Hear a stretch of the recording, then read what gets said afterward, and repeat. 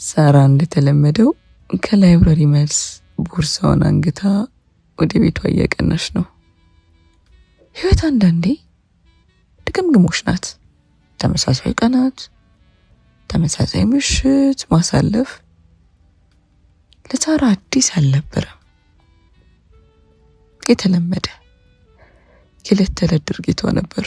ቦርሳዋ አንዳች ከባድ ነገር እንደተሸከመ ሰው ክብደቱ ጀርባዋ ያስታውቅ ነበር። ለሳራ ግን ድንጋይ ተሸክሞ ቀጥ ብሎ ዳገት እንደ መውጣት ያክል ነበር። የሳራ ህይወቴ ነበር። ህልም ቢኖራትም ህልሟ ላይ ለመድረስ የምታደርጋቸው የዕለት ተዕለት ድግምግሞች ለሷ ሰላም አላቸው። የሷ ህይወት እቺ ነበረች፣ ቀለል ያለች፣ ከማንም ጫፍ የማይደርስ የግሏ የመፍጨርጨር ጎዳናዎችን ያካተተ መስመር ነበር። አየሩ ለመተንፈስ ትንሽ ከበድ ያለ ይመስል ነበር። ከፍ ከፍ የሚለው ዝናብ ፊቷን ረጠብ ሲያረጋት ታወቃት። ቁና እየተነፈሰች መንገዷን ቀጠለች። እቤት ገብታ ምን አይነት ፊልም መምረጥ እንዳለባት እንዲሁም ውስጧ የገባውን ብርድ መለስ የሚያደርግ ምን አይነት ጣፋጭ ምግብ መስራት እንዳለባት አሰላሰለች። ጨለማው ክፍት በነበሩት ካፌና ሬስቶራንት መብራቶች አማካኝነት የራሱ የሆነ ለዛና ድባብን ያንጸባርቃል። አልፎ አልፎ በየካፌው ገንጠል ብሎ የተቀመጡ ሰዎች ይስተዋላሉ። የመብራቱ የነፋሻማው አየር ሁኔታዎች አስደሳች የሆነ መንፈስን የፈጠረባቸው ይመስላል። በተቃራኒው ምሽቱ ያስፈራቸው ይመስላል። ስራቸውን ከውነው ወደ ቤታቸው ለሚቸኩል ያሉ የካፌና የሬስቶራንት ሰራተኞችም ይስተዋላሉ። ከካፌና ከሬስቶራንቱ ባሻገር ቀናቸውን በአዲስ መንፈስ እየጀመሩ ያሉት የጭፈራ ቤቶች በር ከፈት ብሎ ምሽቱን በደማቅ ሁኔታ ለማሳለፍ ሽር ጉድ ይላል። ሳራ ሁሉንም በአግድም እየተመለከተች መንገዷን ቀጠለች።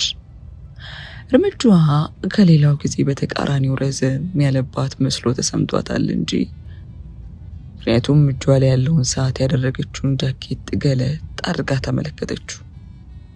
ምክንያቱም ሰዓቱ ሄዷል። ቀደም ብላ ሌላ የትራንስፖርት አማራጭ መጠቀም ይኖርባት እንደነበር አሰብ አድርጋ እርምጃዋን ጨምራ አደረገች።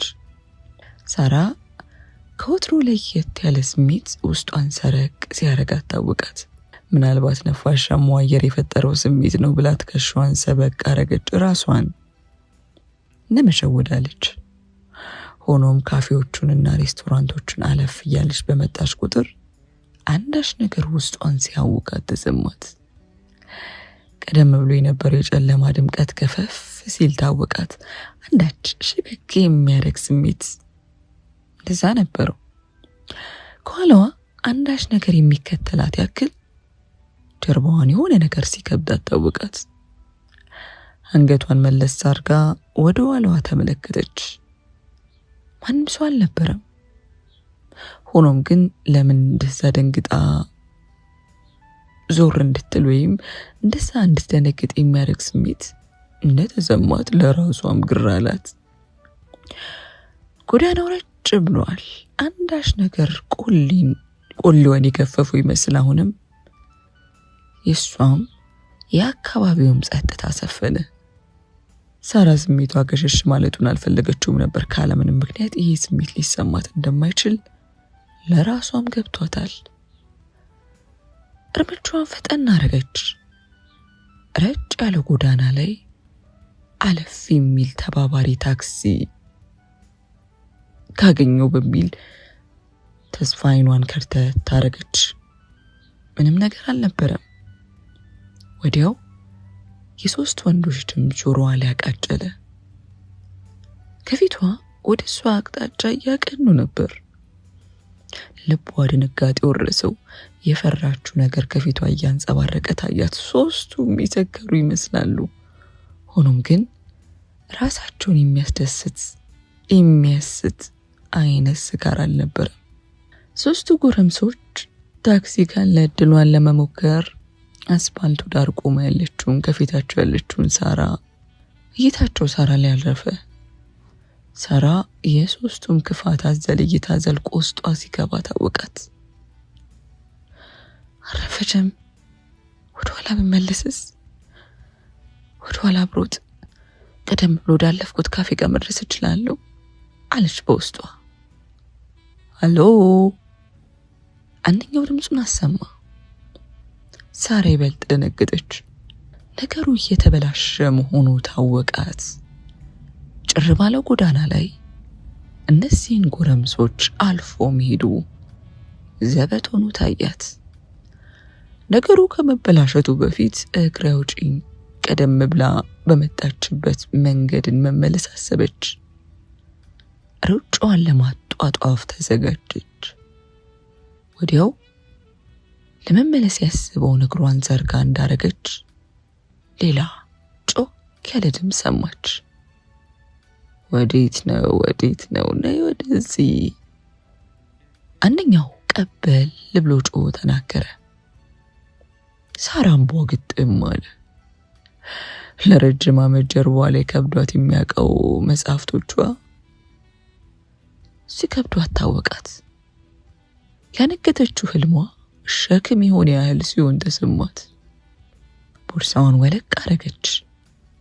አለሳብ ያለውን እግሯን ለሩጫ በግድ ታገለች። ጭር ባለው አስፓልት አንደኛውን እየገሰገሰ ወደ እርሷ ሲሮጥ ተመለከተች። ሌላኛው በግሯ አቅጣጫ፣ አንደኛው ደግሞ በመሃል ሲከተሏት ተመለከተች። በድንጋጤና በለቅሶ ድምጿን ለማሰማት እየታገለች ሮጠች። ሆኖም በአስፓልቱ በኩል ያለው ሰው ወደ እሷ በኃይለኛ ፍጥነት ገሰገሰ። አጠገቧ እንደደረሰም ማጅራቷን አፈፍ አድርጎ ያዘ። ሳራ ግዷን ታገለች። ወዲያው በግራ በኩል የነበረው እየሮጠ ወደ እሷ ዘንድ ቀረበ። ለሁለቱም ከግራና ከቀኝ ጥፍርግ አድርገው ይዘው ይታገሏት ጀመር። ሳራ አንዳች ነገር ውስጧን አንቀጠቀጠው። የድካም ስሜት ሲሰማት ታወቃት። እሩ ስትል የግዷን ድምፅ አሰማች። መሀል ለመሀል የነበረው ጀነን ብሎ ወደ እሷ ዘንድ ቀረብ አለ። አኳኋኑ የቡድኑ መሪ መስል ነበር። እሺ ቆንጆ አለ። በእጁ የታቀፈውን የውስኪ ጠርሙስ እየተጎነጨ። እባካችሁ የሚስረከረክና የሚንቀጠቀጥ የእርዳታ ድምፅ አሰማች። እኛ እኮ ምንም ልናረግሽ አይደለም ቆንጆዋ ሲል እፊቷ ላይ ከዝናቡ ጋር ተደራርቦ ጭብርር ያለውን ፀጉሯን ከፊቷ ላይ ዞር አረገው። ምንድን ለማመጣት አለ። በአስፓልቱ በኩል ሮጦ በቀኝ በኩል የያዛት ወጠምሻ የፌስ ሳቅ እየሳቀ። ፈርታለች እኮ ላረጋጋት ብዬ ነው ሲል ቀደም ብሎ ያወራትና መሀል ላይ ያለው በፌዝ መልክ እያሾፈ ተናገረ። እባካችሁ ተማሪ ነኝ፣ ከላይብረሪ እየተመለስኩ ነው፣ ምንም ብር የለኝም ስትል ሳራ ነገሩን የስርቆት በማስመሰል ሞቷን ተናገረች። ውስጧ ግን ለስርቆት የተነሳሳ ድርጊትን ያዘለ ሁኔታ እንዳላቸው ተረድቶ ነበር። እኔ ማለት የአንድ ጎማ ባለሀብት አከፋፋይ ነኝ። አባቴ ደግሞ ቱጃር ነው።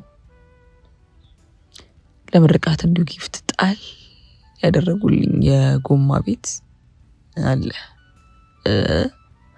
እሱን ንግድ ነው የምሰራው።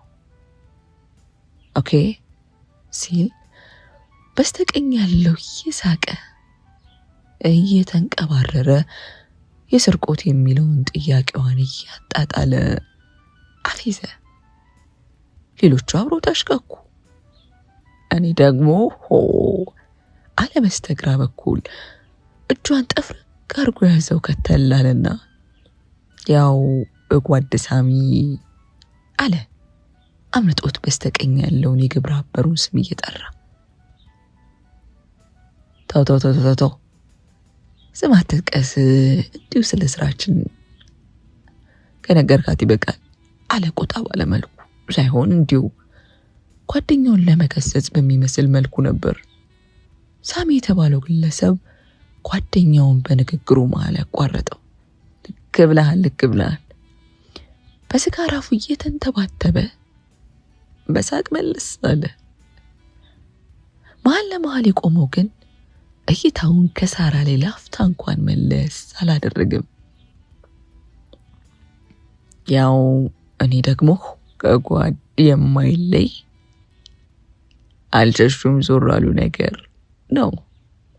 የስፔር አስመጪና ሻጭ ነኝ አለ በኩራትና በጉራ ድምፁን ጮክ አድርጎ እየተናገረ። የተከበሩ ጓዳችን እርሶስ አለ ሳሚ የተባለው ግለሰብ እጁን እፊታቸው ወደ ቆመው ጓደኛው እየጠቆመ። ትክ ብሎ ከተመለከታት በኋላ ሳቅ አለ። በእይታዬ ብቻ ፍቅር ያሳስኳት መሰለኝ። ስለዚህ ስለ እኔ ስራ ለማወቅ ጉጉት ቢያድርባት ባይነኝ አለ በፌዝ መልክ። ሳራ ከንግግራቸው የተረዳችው ነገር ቢኖር ማንም ሊያስጥላት እንደማይችልና ነገሩ ከበድ ያለ መሆኑን ነበር። ድምጿን ማንም ሊሰማት አልቻለም። ሰውነቷ ተብረከረከ። አምላኳን በውስጧ ተማጸነች። ምሽቷ መጥፎ ፍጻሜ እንዳይገጥመው አጥብቃ ለመነች። ሆኖም አልነበረም። ከመቅስበት ከፊት የነበረው ሰው ወደ ራሱ ዘንድ በኃይል ጎተት አድርጎ አስጠጋት። በግራና በቀኝ ይዟት የነበሩትም ሳሚ የተባለው ግለሰብና ሌላውም እየጎተቱ ወደ ቅያስ ይዟት ገቡ። ሳራ የሙቷን ጩኸቷን ለማሰማት ሞከረች። አንዳች አቤት፣ ወዴት፣ ምንድን ነው ብሎ ዝር ያለ ድመት እንኳን በአካባቢው አልነበረም።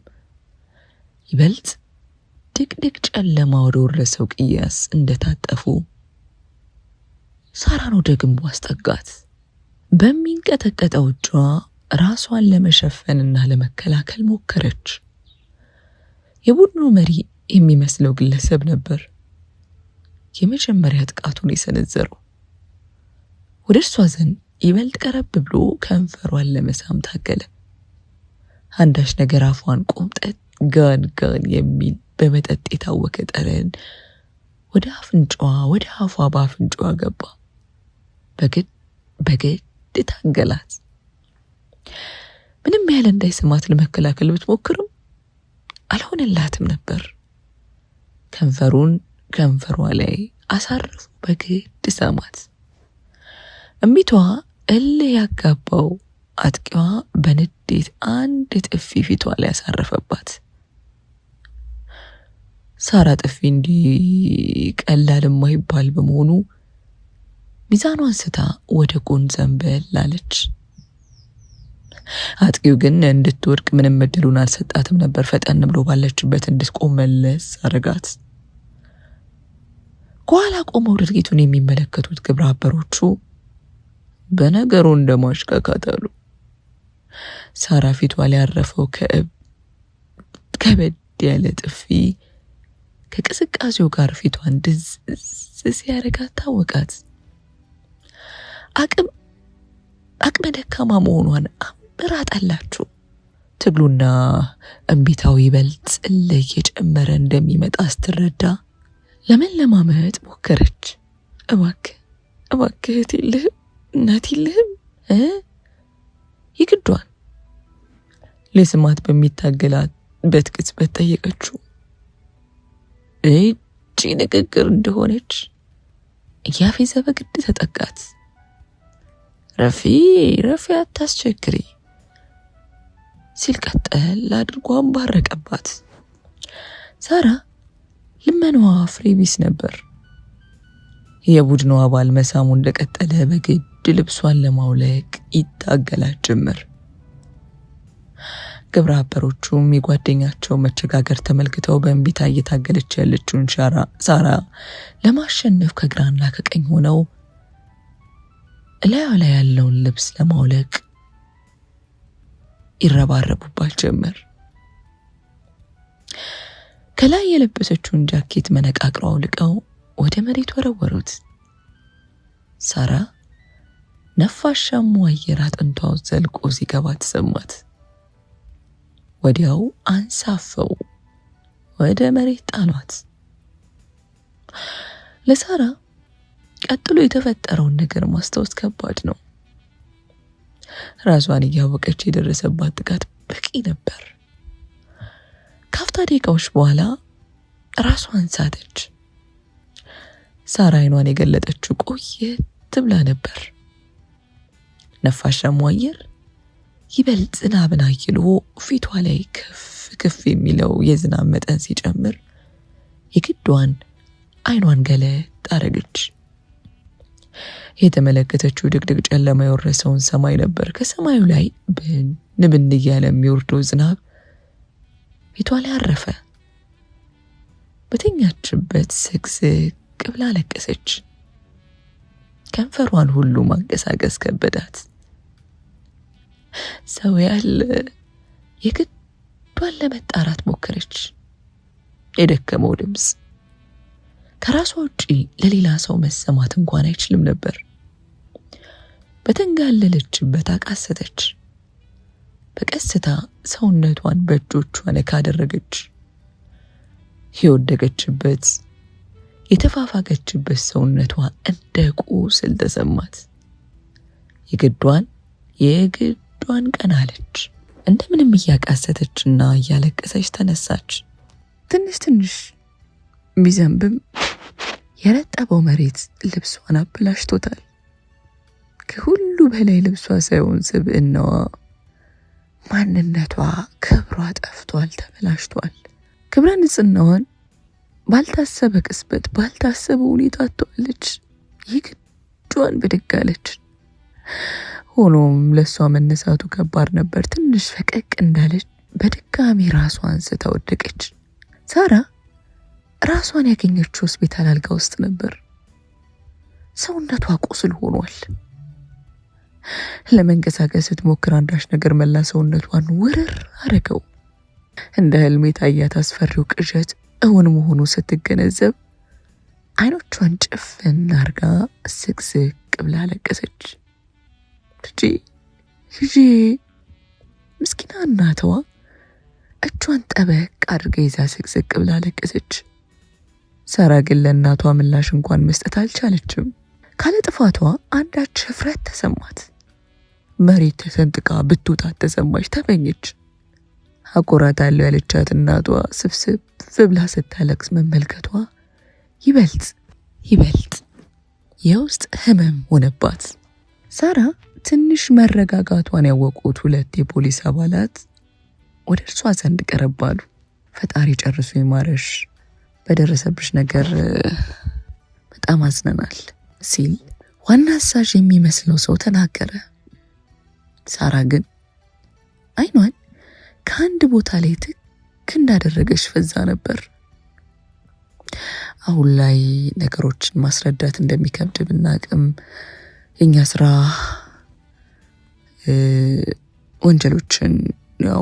ወንጀለኞችን ቶሎ በእጃችን ለማስገባት ነው።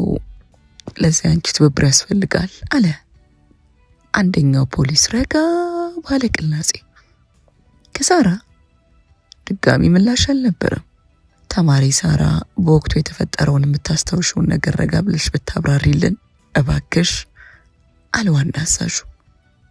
ሳራ ፖሊሶቹ ያሏት ነገር ትክክል መሆኑን አምና ንግግር ለማድረግ የደረቀውን ጉሮሯን በምራቋ ረጠብ አረገች። የተሰነጣጠቀው ከንፈሯን የግዷን ፈለቀቅ አደረገች። በቀስታ የተፈጠረውን ነገር ማስረዳት ጀመረች።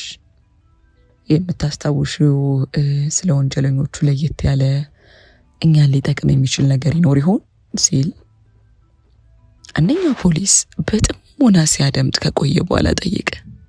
ከንግግራቸው የተረዳሁት ሶስቱም የሀብታም ልጆች እንደሆኑና ከተመረቁ በኋላ በራሳቸው የቢዝነስ ስራ የተሰማሩ መሆኑን ነው ስትል ምላሽ ሰጠች። ያደረጋችሁት ቃለ ምልልስ የሚመስል አይነት ንግግር ነበር እንዴ? ወይ እነዚህን ሰዎች ከዚህ በፊት ታውቂያቸው ነበር አለ። ፖሊሱም ካነጋገሯ ሌላ ኢንፎርሜሽን ካለ በማለት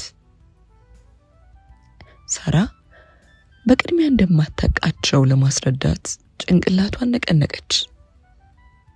የገንዘብ ነገር ከሆነ ብዬ ስማጸናቸው ሁሉም ሀብታም እንደሆኑ ለመግለጽ የሚሰሩትን ስራ ሲነግሩኝ ነበር። የአንደኛውን ግን አልሰማውም አለች። ምን ነበር ስራቸው አለ ፖሊሱም። የምትናገረው ነገር ከስርስሯ ማስታወሻ ደብተር ላይ የመዘገበ አንደኛው ጎማ ሻጭ እንደሆነ ነው፣ አንደኛው ደግሞ የስፔር ፓርት አስመጪና ሻጭ እንደሆነ ነው አለች። ጥርት ብሎ የሚታወሳትን ንግግራቸውን በአእምሯ እየሳለች። አንደኛው ወንጀለኛስ አለ ፖሊሱም ጥያቄውን ከተል አድርጎ። ስለሱ አላወኩም፣ ለነገሩ ግን የቡድኑ መሪ ነበር። በሀብት ወይ በቤተሰብ ባለጠግነትም በለጥ የሚላቸው ይመስል ነበር አለች። ከፊቷ ድንቅር ያለውን ፊቱን በአይነ ህሊናዋ እያስታወሰች እንዴት እንደዛ ልትሄጃለሽ አለ ፖሊሱም ጥያቄውን ከተል አድርጎ። ሌሎቹ የእሱን እንቅስቃሴ እንዲሁም እሱ እንዲመራቸው የሚጠብቁ ይመስሉ ነበር። እሱ አንድ እርምጃ ቢሆት ቀደም ያላቸው ይመስል ነበር። ያንን የተረዳሁት ከሁኔታቸው እንጂ ሌላ የተመለከትኩት ለየት ያለ ነገር አልነበረም አለች። እሺ እናመሰግናለን፣ ፈጣሪ ጨርሶ ይማርሽ ሲል ጥያቄው ጥያቄ መጠየቁ እንደጨረሰ አስመልክቶ ማስታወሻ ደብተሩን ከደ እናደረገ አለች። ሳራ አንድ ነገር ትውስ ሲላት ጊዜ ፖሊሶቹም እርምጃቸውን ገታ አድርገው ተመለከቷት። አንደኛው ስሙ ሳሚ ነው፣ ባለጎማ ቤቱ አለች። ያስታወሰችውን ነገር እየተናገረች ጠቃሚ መረጃ ነው፣ እናመሰግናለን አለ ፖሊሱ። ሳራ ሕክምና አስታረቅ ከቆየች በኋላ ወደ ቤቷ ተመለሰች። ሆኖም ህይወት ለሷ ከዛች ምሽት በኋላ አንድ አልነበረች። የለመደችው የምሽት ጎዳና ለሷ አስፈሪው የጨለማ መንገድ መስሎ ታያት። ክብደት የነበረው የእውቀት መሰላሏ፣ ደብተርና መጽሐፏ ከንቱ ሸክም መስለው ተሰሟት። ሳራ በሁኔታዎች ውስጥ ራሷን አጣች። ክብሯን፣ ማንነቷን፣ የሰው ፍጡር ላይ ያላትን እምነት አጣች። ከሰው ከመቀላቀል ይልቅ ብቸኝነቷን መረጠች። ሆኖም ደስታዋ ቀርቶ ራሷንና ሰላሟን መሰብሰብ እንኳን አልቻለችም ነበር። ልክ እንደ አራስ ጨቅላ ሕፃን ሁሉ ነገር አዲስ ሆነባት። እትብቱ ተቆርጦ ከእናት ሆድ ውስጥ እንደወጣ ጨቅላ ሁሉ ነገር ግራ ሆነባት። አስፈሪና አምባምባ የሚል ስሜት ፈጠረባት። ትምህርት ጓደኛዋ፣ የፍቅርም ህይወትን መሰላሉ የነበረው ነገር ቀርቶ በትምህርቷ ዝቅ ማለት አዲሷን መንገድ የመጀመር ሁኔታዋን ተያዘችው። ሴትም ሆነ ወንድ ጓደኞቿን ዳግም መቅረቡ የሞት ያህል ሆኖ ተሰማት። ማህበረሰቡ እንደ ጦር ሆኖ ታያት። እንደ ማስተማሪያም አፍ የተያዘ ታሪኳ፣ ቁስሏ በአደባባይ ሲወራ መስማት ይበልጥ ሌላ ህመም ሆነባት። ሳራ በዚህ ሁሉ ነገር ውስጥ ተስፋ ያደረገችው ወንጀለኞችን መያዝና ለእስር መብቃትን ነበር። ሆኖም ራሷ ክትትል ብታደርግም አንዳች ምላሽ አልነበረም። ሳራ ወንጀለኞቹ የሀብት ማማና ከኋላ ያለ የባለጠጋ ቤተሰብ ድጋፍ ነገሩን ከበድ ሊያደርገው መቻሉን አላጣችውም ነበር። ሆኖም ፍትህ ካለች በሚለው ተስፋ ፍትህ ላይ እምነት ጥላለች። ፍትህን ትፈልግ ነበር። በፍትህ ስም የሚደለሉና የሚሰሩ ኢፍትሃዊ ድርጊቶች ራሷ ፍትህን የሚያስፈሩ እንደሆኑ እንድታምን አድርጓታል። እናም ለሳራ ተስፋ ፊት ለፊቷ እየመነመነና እየጠፋ ሲሄድ ታያት። ለሷ ወደፊት ብላ የምትጓዝበትና የምታቀናበት መንገድ ፈጽሞ አልታያላት። ራዕይዋ ባልታሰበ መልኩ ሲደበዝዝ ታወቃት። የሳራ ውጤት ቀስ በቀስ ማሽቆልቆሉን ተያዘው። ልጨብጠውና ልትይዘው በማትችለው መንገድ ልክ ሳራ ራሷ እንዳጣች ትምህርቷን ስታጣው በገዛ አይኗ ተመለከተችው። ሳራ የሁሉ ነገር መዛባትና መደፈርን ከሀዘንና ከህመም ይልቅ ቁጭትና ብስጭት፣ ንዴት ውስጧን ፈጠረባት። ነገሮች ያናዷትና ያበሳጯት ጀመር። ተበዳይዋ እሷ፣ ህይወቷ ተመሰቃቅሎ የአጥቂዎች በነፃነት መንቀሳቀስ የእግር እሳት ሆነባት። ራሷንና አእምሯን የምታሳርፍበት እንዲሁም ለበቀል ራሷን የምታዘጋጅበትን መንገድ አሰላሰለች። ይህኔ የቴኳንዶና ቦክስ ትምህርት ብልጭ አለላት። ሳራ ይህን ውሳኔ ለመወሰን ጊዜ አልፈጀባትም ነበር። ገና ትምህርቱን ሳትጀምር የምታሳርፈውን እያንዳንዱን ምትና መትር ስታስበው ውስጧ አንዳች ደስታን ሰጣት። ነገ ዛሬ ሳትል ትምህርቱን ጀመረች። ሳራ በተለይ ለቦክስ ለየት ያለ ፍቅርን ስታካብት በራሷ ላይ ተመለከተች። ለትምህርቷ ሟች የነበረችው ልጅ ትምህርቷ እንደ ነገር ወደ ጎን ገፋ አድርጋ እዚህ ላይ ሙሉ ትኩረቷን አደረገች። ሳራ እያንዳንዷ የምታነሳው ውጤ የራሱ የሆነ እቅድ ነበረው። የትኛው ምት የትኛው ላይ ማረፍ እንዳለበት መቀመሯን ተያያዘችው። ሳራ ይህን ትምህርት መጀመሯ የረዳት ነገር በተለያዩ አቅጣጫዎች እየተመለከተች ለመጓዝ የረዳት በመሆኑ ነበር። ነገሮችን በብልጠትና በብልሃት ማድረግ እንዳለባት በመገንዘብ ጉዳዩን ይዘው የነበሩትን ፖሊሶች በዘዴና በመላ ጠጋ አለች።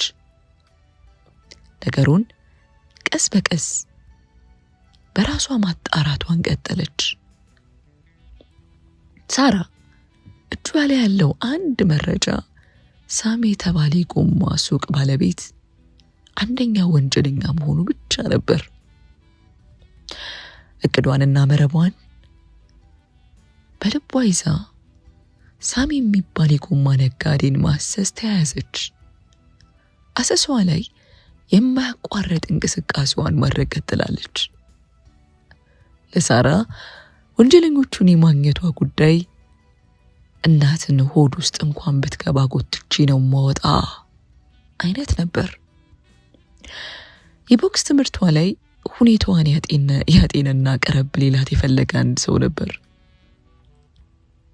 ዮናስ ይባላል። ረጋ ያለና ዝምተኛ አይነት ቢጤ ነው።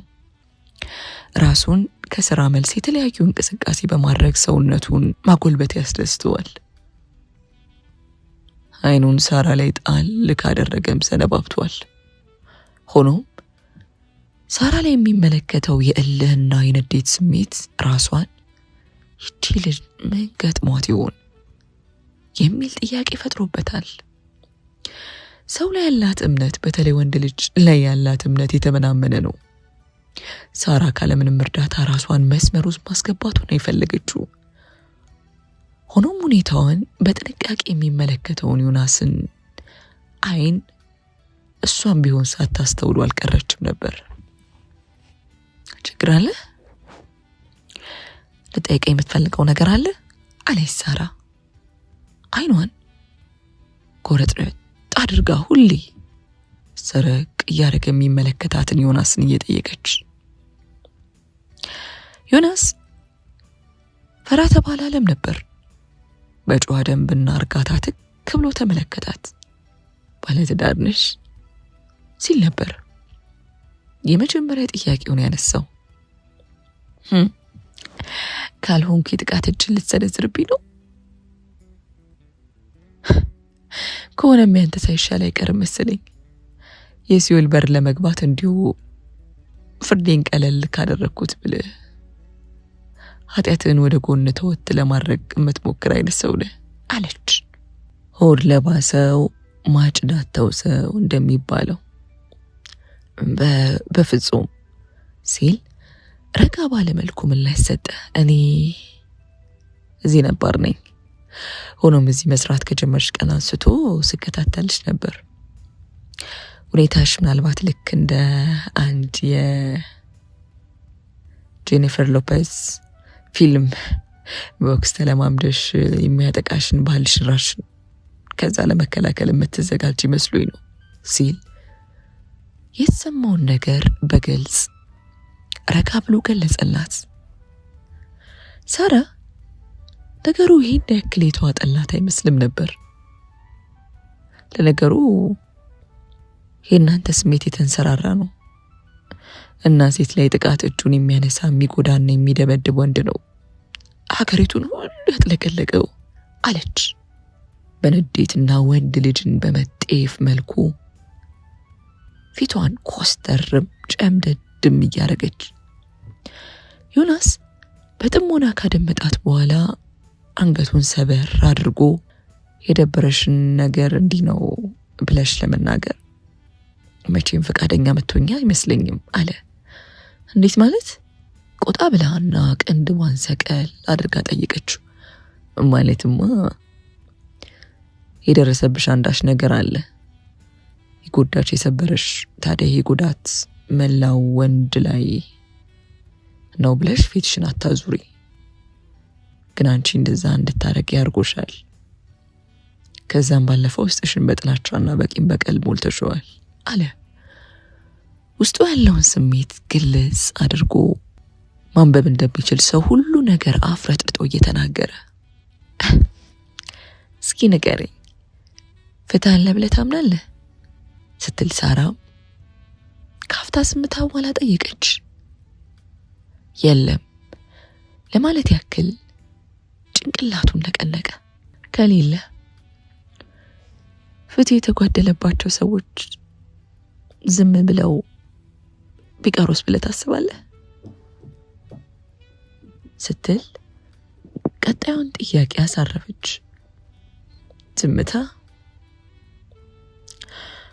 ዝምታ መቼም ቢሆን መልስ ይሆናል ብዬ አላምንም።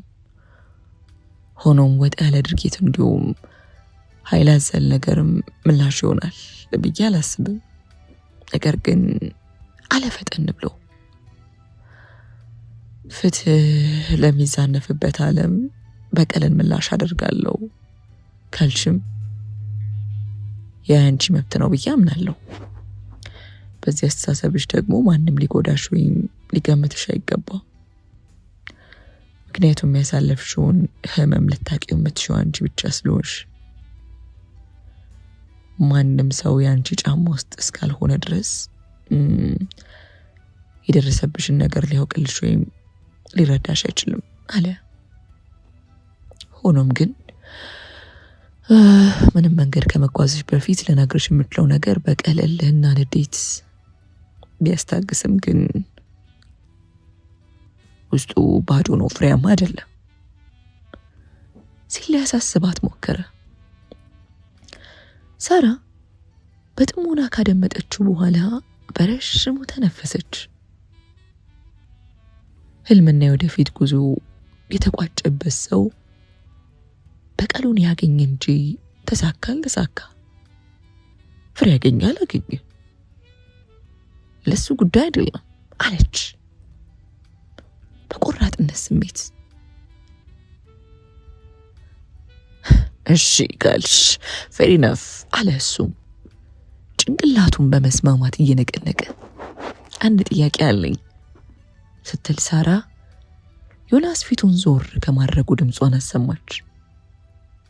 ዮናስ ፊቱን መለስ አድርጎ ተመለከታት።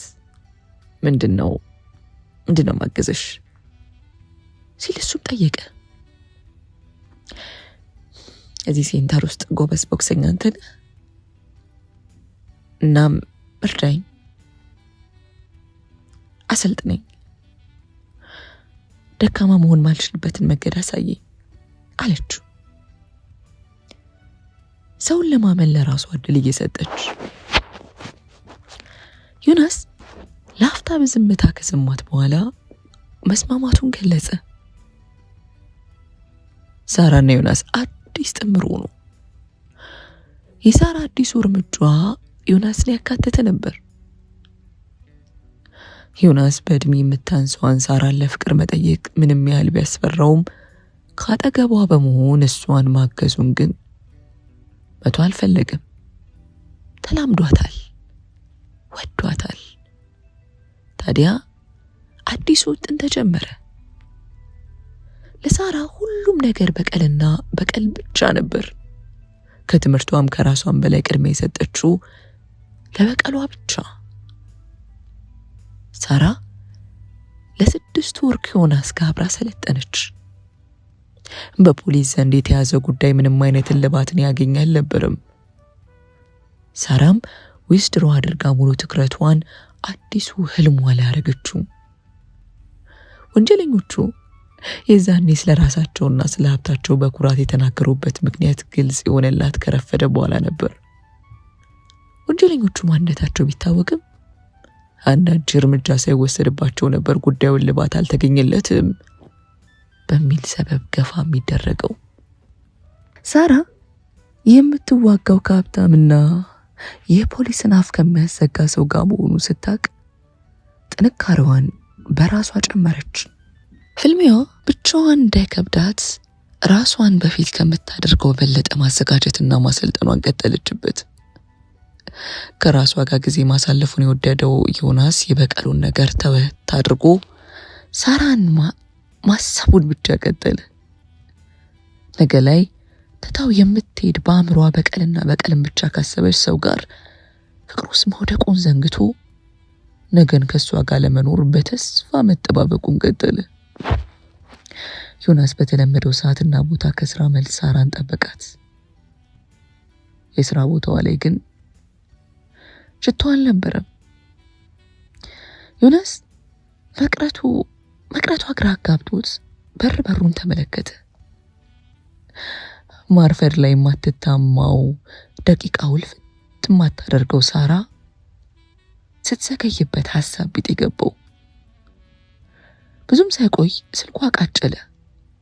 ስልኩን ቀና አድርጎ ተመለከተው። ሳራ ነበረች። ሄሎ አለ ግዱን። ሄሎ እኔ ነኝ።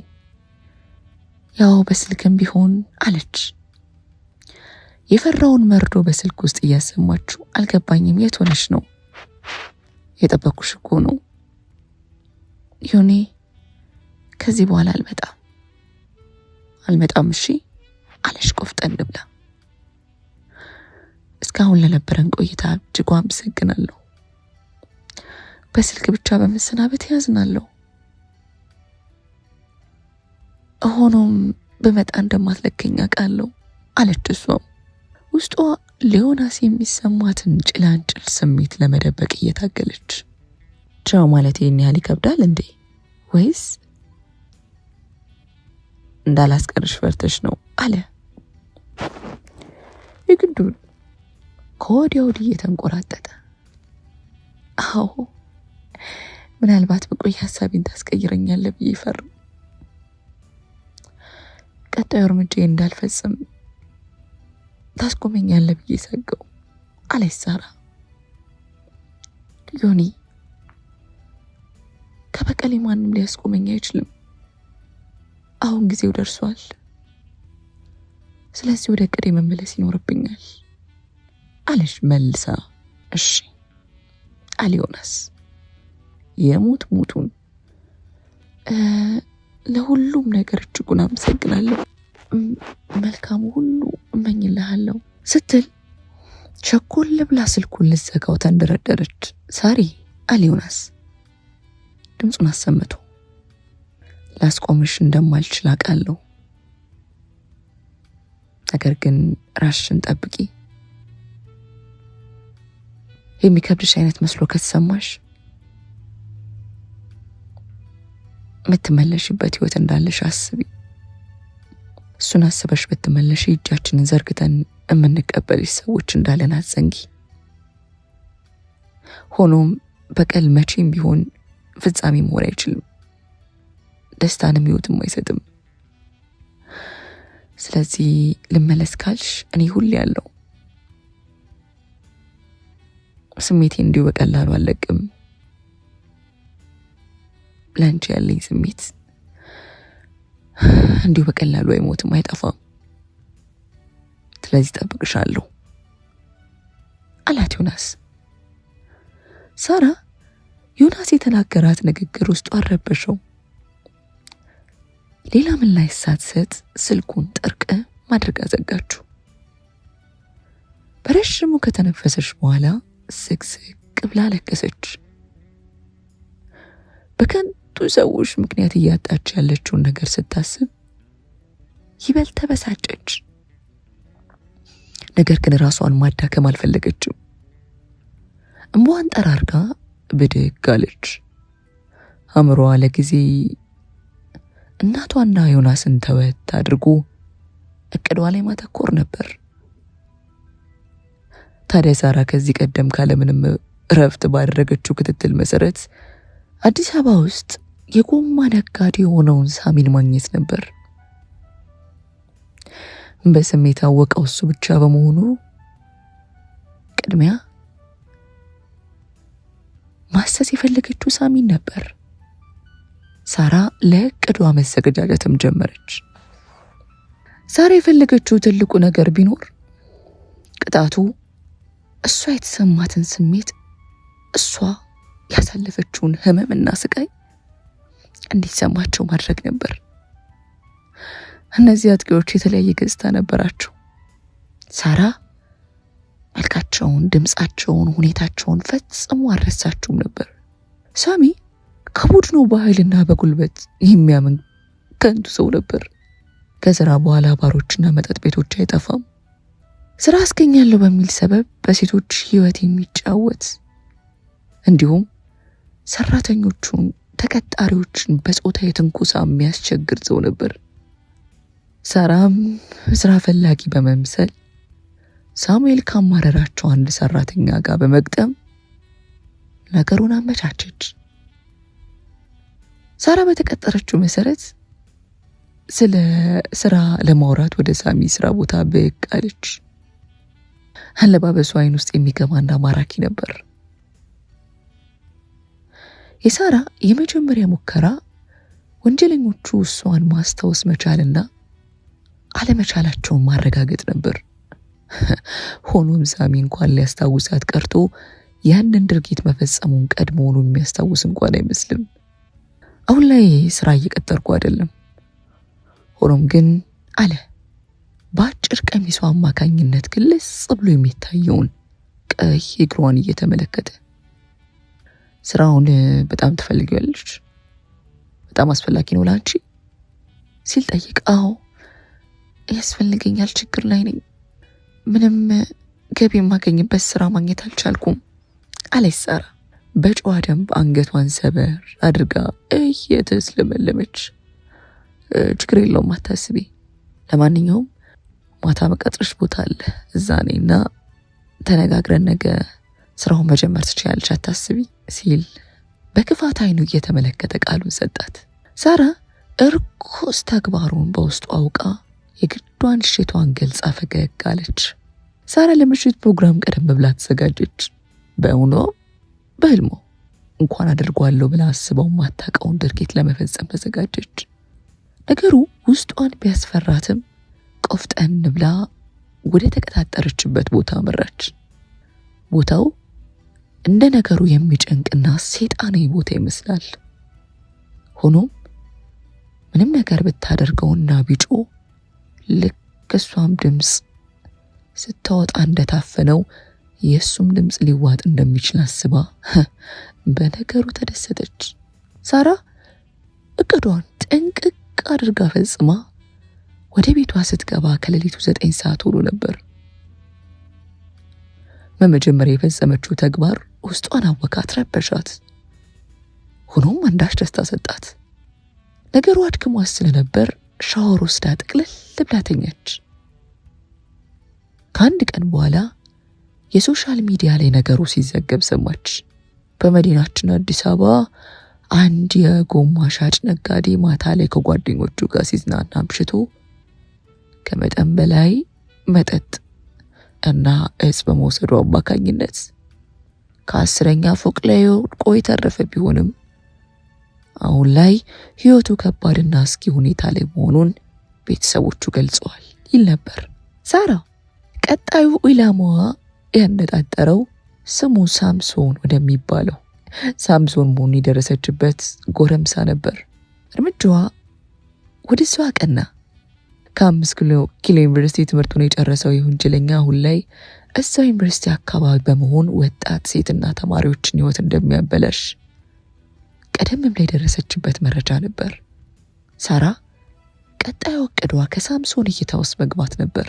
ይህንን ነገር ደጋግማ ማድረግ ከቻለች በኋላ አንድ ቀን ተሳካላት።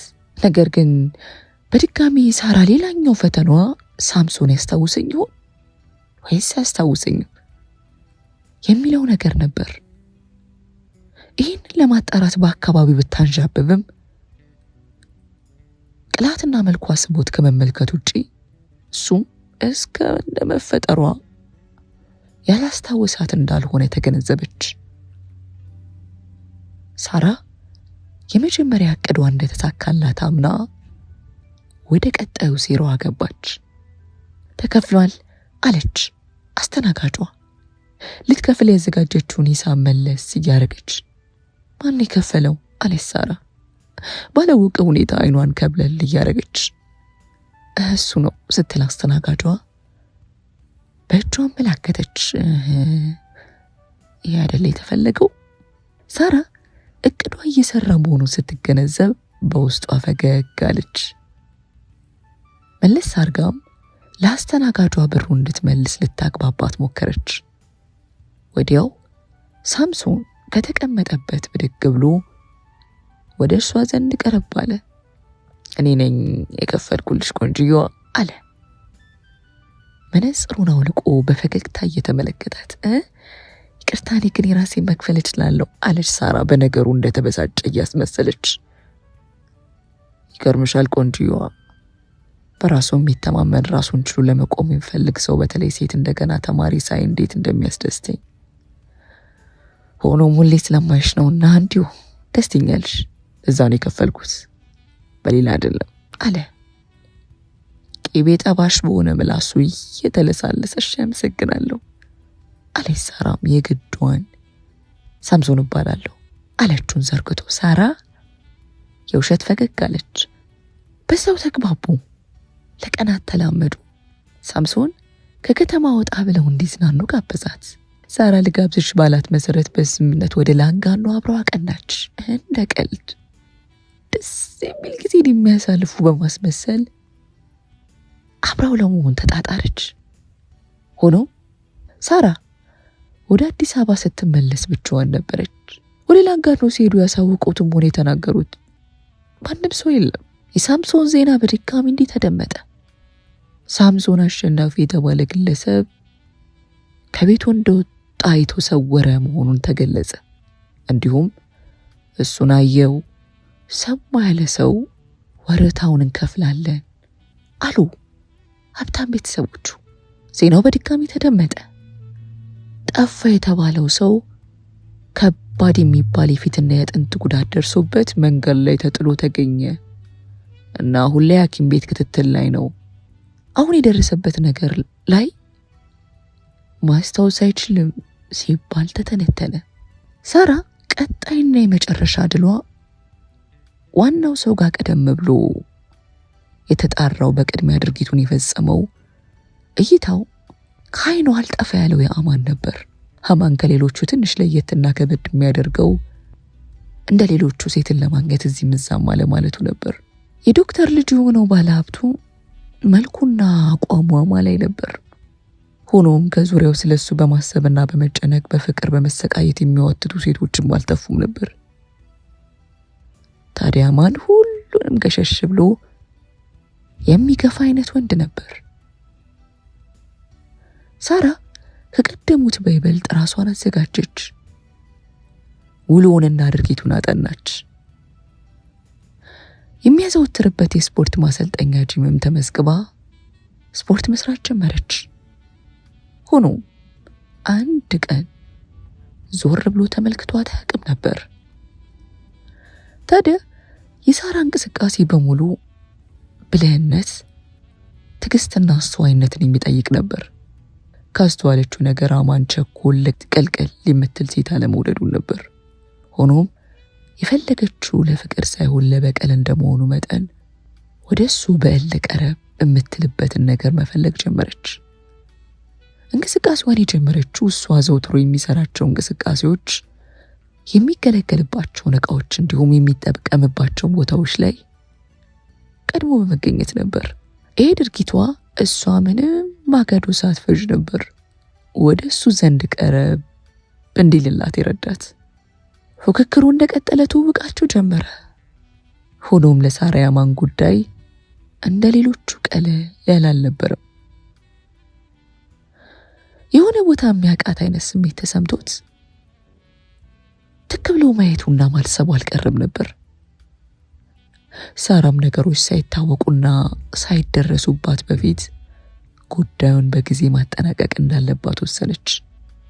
ከብዙ መግባባት በኋላ ሳራ ከአማን የመጣላትን የልጋብዝሽ ጥያቄ ደጋግማ ሻፈረኝ ያለች ቢሆንም ነገሮች ከመባባሳቸው በፊት በሚባል ሁኔታ እሺቷን ገለጸች።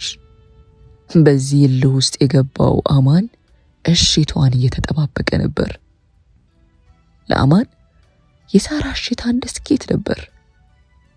ሳራ ለግብዣው ተውባና አምራ ከተቀጠረችበት ቦታ ተገኘች። በውበቷ ተማርኮ ነበር። ሆኖም ይህን ገላ ከዚህ ቀደም አይቶት የሚያውቀው አይነት ስሜት ተሰማው። ምናልባት እልሁ ለዚህ የተቀበሻሸረ ስሜት የዳረገው መሆኑን ተገንዝቦ የጥርጣሬ ስሜቱን ወደ ጎን ተወት አድርጎ ሌሎች ወጣት ሴቶች ላይ የሚጠቀማትን መጠጥ ላይ የምትጨመር ቀለም አልባ አደንዛዥ ነገር በመጠቀም ሳራን መዳፍ ውስጥ እንደሚያስገባት እያሰበ ምሽቱን በደስታ ጀመረ። ከቆንጆ ራት በኋላ ሳራ ወደ ውጭ ወጥተው ወክ እያረጉ እንዲንቀሳቀሱ ጠየቀችው። በዛ ምሽት ለመንቀሳቀስ የመፈለጓ ጉዳይ ለአማን ትንሽ ግር ያለው ነገር ነበር። እሽታውን ቢገልጽም ለምን እስካሁን መጠጡ እንዳልሰራ በውስጡ የፈጠረበት ሌላ ጥያቄ ነበር። እርምጃው ላይ ሰነል ወልፈት የሚለው ግር የሳራ ሳይሆን የአማን ነበር። ሳራ በፊት ላይ ከላይብረሪ መልስ በፉጨት መልክ እያንጎራጎረች የምትሄደው ድምጿ ታወሳት። ከዛም ድምጿን አሰማች። አማን ነገር አለሙ ግራ እየገባው ነበር። ሆኖም ቅሽብርብር ባለ ስሜት ውስጥ እየሄዱ የነበሩትን መንገድ እንደሚያውቀው አይነት ስሜት ተሰማው። ምነው ይህን ቦታ ታውቀዋለህ? ሳቅ እያለች ጠየቀችው። አማን ግራ በተጋባ መልኩ አይኗን ተመለከታት። የግዱን ገድገድ እያለ ከሳራ ለመሸሽ ሞከረ። ሆኖም አልተሳካለትም።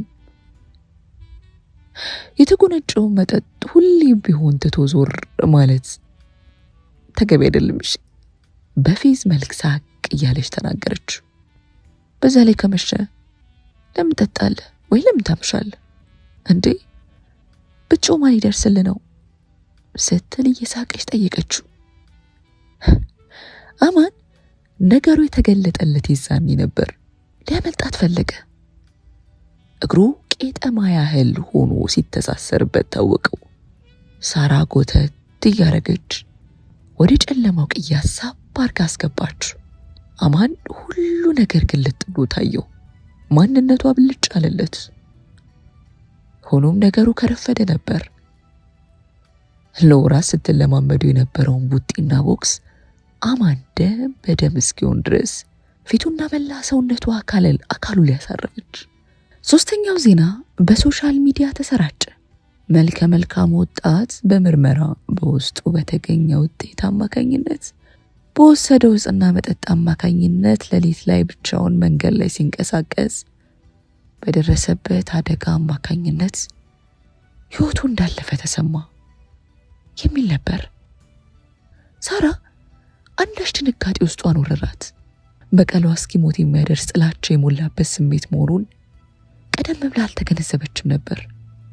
የመታችው ደም አስክሮት ፊቱ በቁስና በደም ተሸፍኖ እዛው ሲንገላወድ የነበረው አማን በመጨረሻም በመኪና አደጋ አማካኝነት ሕይወቱ አለፈ መባሉን ስትሰማ ማመን አቃታት።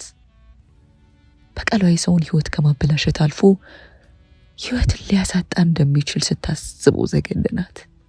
አሁን በቀሏን ፈጽማለች። በጊዜ ሂደትም የራሷን ለውጥን መመልከት ጀምራለች። ትታው ሄደችውን ደስታዋን ለመመልከት በድጋሚ ፊቷን ወደ ኋላ መለስ አረገች። ቅድሚያ ካቆመችው ትምህርቷ ጀመረች። የእናቷን ደስታ ለማሳየት በፊት የነበራትን ጉልበት ሰብስቦ ትምህርቷን አጠናክራ መማሯን ተያይዘዋለች። ሄሎ ሳሪ። ከስልክ ውስጥ ድምፁን ያሰማው ዮናስ የተደወለለት ከሳራ መሆኑን ማመኑ ከብዶት ነበር። የረሳ ይመስል ነበር። አንቺን እንዴት ረሳሻለሁ አለ ዮናስ። እንዴት ነህ? ደህና ነኝ። ብንገናኝ ደስ ይለኛል አለሽ ፈራ ተባብላ። ሳራና ዮናስ ሲገናኙ በፊት አውጥቶ ያላሳዩትን ሳቅ፣ ናፍቆት ያለበት ፊት ፍቅርን አንጸባረቁ። ተቀይረሻል ሳሪ አለ ዮናስ ትክ ብሎ ከተመለከታት በኋላ። በጥሩ ወይስ በመጥፎ ፈራ ተባያለች ጠይቀችው። በጣም በጥሩ። አይኖችሽ ላይ ተስፋን እየተመለከትኩ ነው። ልክ ነህ አለች አንገቷን ሰበር አድርጋ። በቀል ሁሌም ቢሆን መጨረሻ ባዶ ነው። እኔም ደፋሪዎቼንና ሕይወቴን ያበላሹብኝን ሰዎች መበቀል ብችልም ውስጤ ግን ባዶ ነበር። እናም ራስን ማከም ከበቀል እንደማይጀምር ተረዳው። ራሴን እንዴት ማከም እንዳለብኝ ተማርኩ። ለራሴ ፍቅር ቦታ ሰጠው አለች ያለፈችውን ነገር እየነገረችው። እናም እንዳልኮራችበት እየገለጸች ሳሪ፣ በእርግጥ ህመምን በራስ እጅ ማከምን የመሰለ ነገር የለም። ታድሰሽ ድነሽ እና መልካም ሆነሽ በድጋሚ ታበሪያለሽ ሲል ይበልጥ ተስፋን የሰነቀ ቃል ነገራት። እና አሁን ምን ላይ ነሽ ታዲያ? ትምህርቴን ቀጥያለሁ ዮኒ፣ ቀስ በቀስ ሁሉንም አስተካክላለሁ አለሽ ፈገግ ብላ እየተመለከተችው።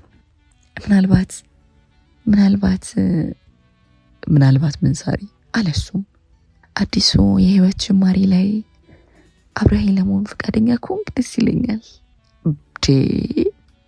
በሚገባ ሳሪ፣ እኔም ቢሆን በትዕግስት የጠበቅኳት አንቺን ቀን ነበር አለ ፈገግ ብሎ እሱም እጁን እየዘረጋ።